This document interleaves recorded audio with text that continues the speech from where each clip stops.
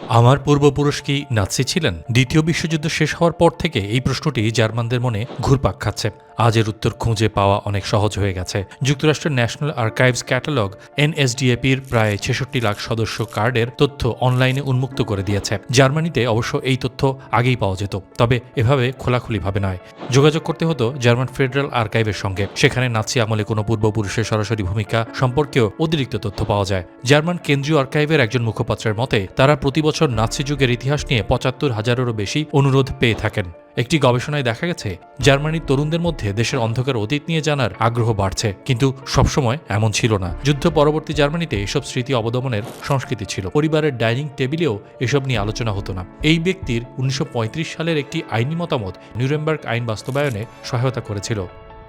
তবে ১৯৬০-এর দশকের ছাত্র আন্দোলনের আগ পর্যন্ত অপেক্ষা করতে হয়েছে, যখন তরুণরা এসব নিয়ে প্রশ্ন তুলতে শুরু করে।